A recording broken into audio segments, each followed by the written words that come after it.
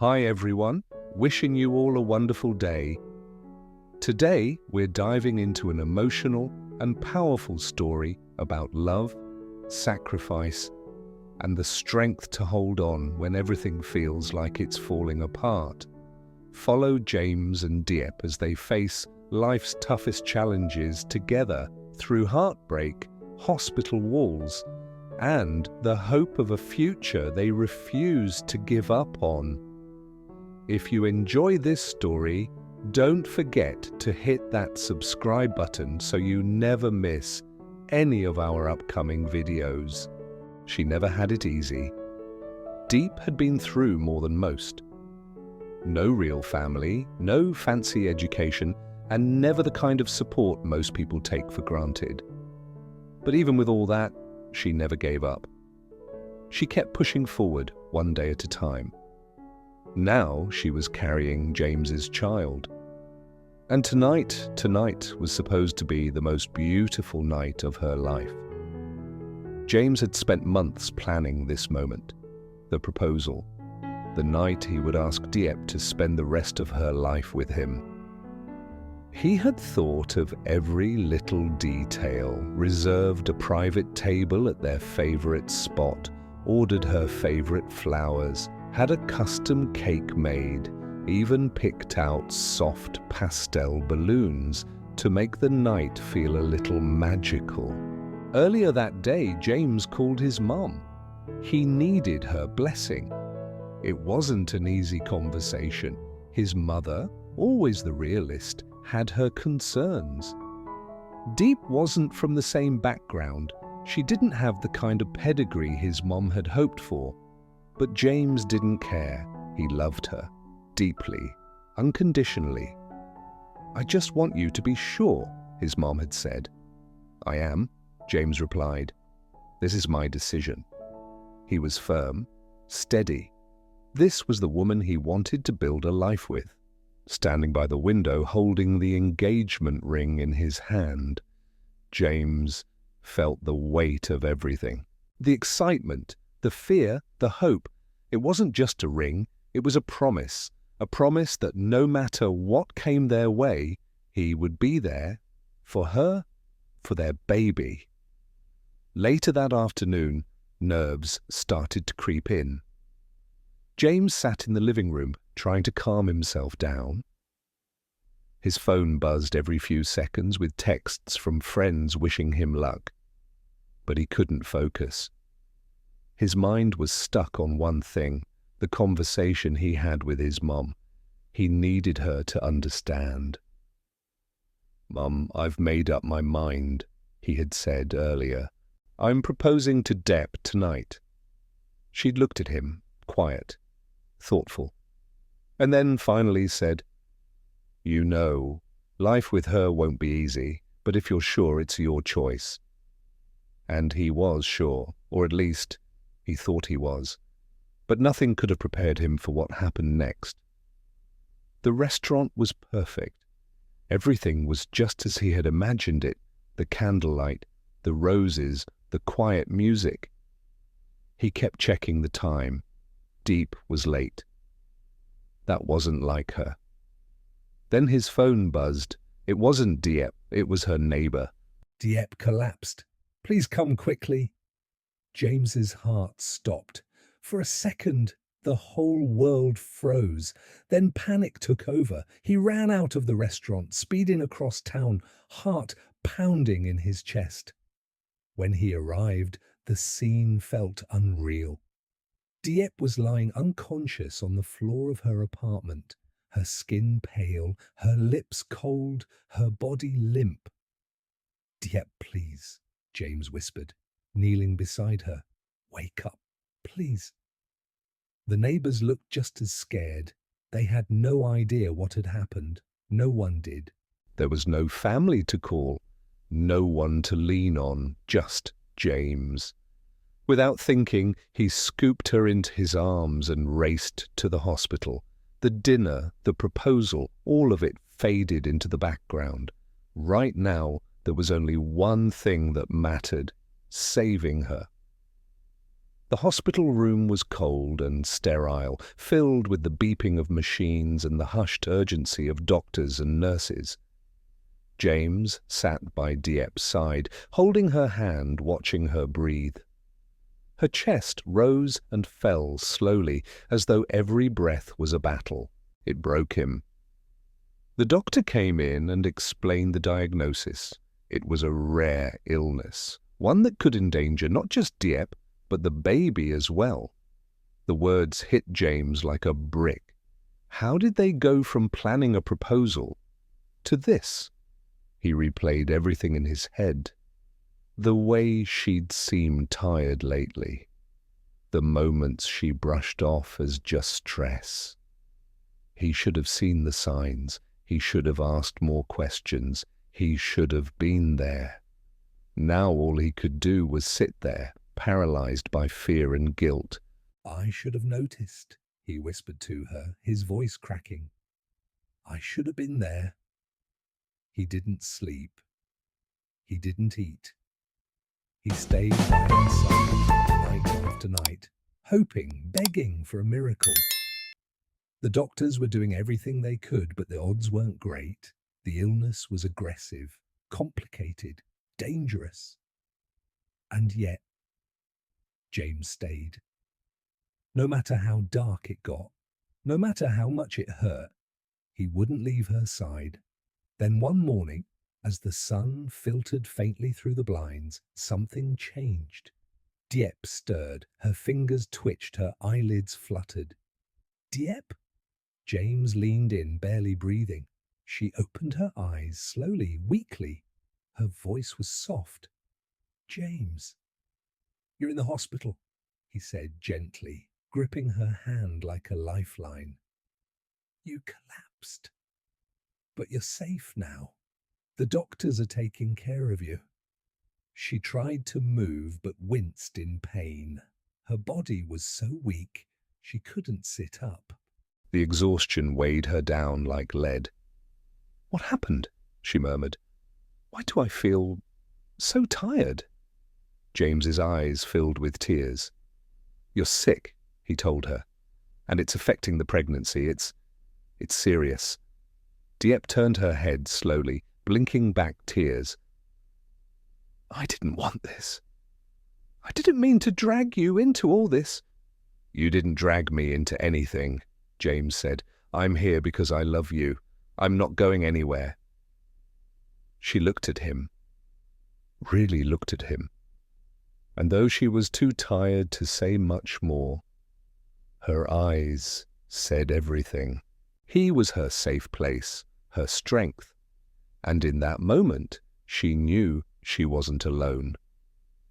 The days that followed were heavy with uncertainty. Diep's condition had stabilized, but her body was still fragile.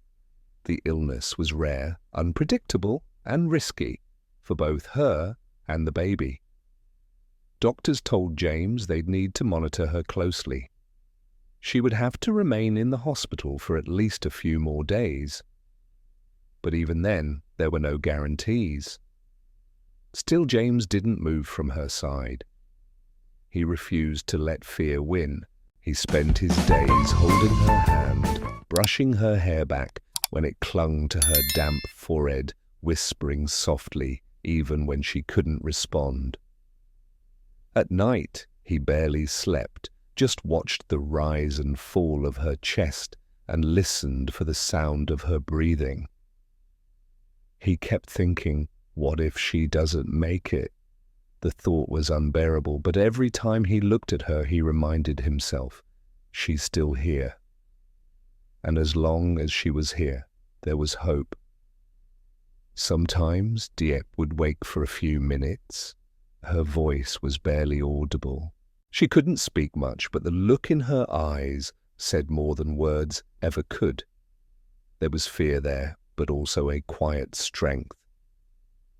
"James," she whispered one morning, barely opening her eyes. Are you okay?"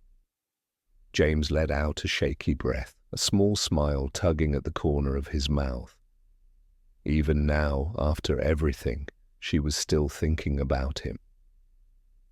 "I'm okay," he said gently, "but I'll only really be okay when you're better." She closed her eyes again, the effort of staying awake too much for her still weak body. A few days later, the doctor came in for a serious conversation. James stood up immediately. "There's a decision we need to make," the doctor began. "The medication we're using is helping, but it also poses risks to the pregnancy." James froze. "What kind of risks?" "It's possible the baby may not survive, but without it, Diep's condition will likely worsen rapidly. We have to prioritize her life, at least for now." James sat down slowly. The weight of those words crushed him. He had wanted to build a future with Diep, a family, a home, a life full of memories. But now he might have to choose between the woman he loved and the child they had created together. He looked at Diep, still unconscious, her body fighting so hard. There was no decision to make. "Save her," he said quietly. "Whatever happens, just save her." That night, James sat by her bed, staring at the engagement ring still tucked in his jacket pocket. He had almost proposed. They had been so close. Now the ring felt heavier than ever, not because he doubted his love, but because life had suddenly reminded him how fragile everything truly was. He leaned forward, holding Diep's hand tightly. "I was going to ask you to marry me," he whispered.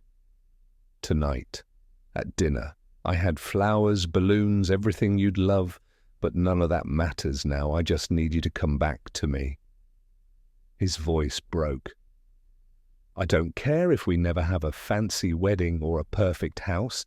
I just want to wake up and see your face. I want to fight with you, laugh with you, cry with you. I want you." The next morning, something changed. Diep opened her eyes and stayed awake. Longer than she had in days. Her fingers slowly curled around his. She was weak, so weak, but alert, present. "James," she whispered. He looked up, eyes wide with hope. "Diep!" "I heard you," she said, her voice raspy. "Last night. I heard everything." He let out a breath he hadn't realized he was holding. Tears pooled in his eyes. "I meant every word." She nodded slowly, her lips trembling. "Then ask me." He blinked. "What?" "Ask me," she repeated, her voice barely above a breath. James didn't hesitate. He pulled out the ring and gently held it up. "Diep," he said, voice thick with emotion, "will you marry me?" A faint, tired smile touched her lips. "Yes," she whispered. And in that tiny word there was more strength, more life, more hope than anything James had ever known. The days that followed were slow, filled with small wins. Diep began to eat again. She sat up for a few minutes at a time. Her voice came back, soft but steady. The doctors adjusted her treatment, balancing it delicately to preserve both her life and the baby's. They couldn't promise anything, but they could say there was hope. James started to smile again. He still carried fear. Of course he did. Every step forward could be followed by a step back. But he also carried something stronger. Belief.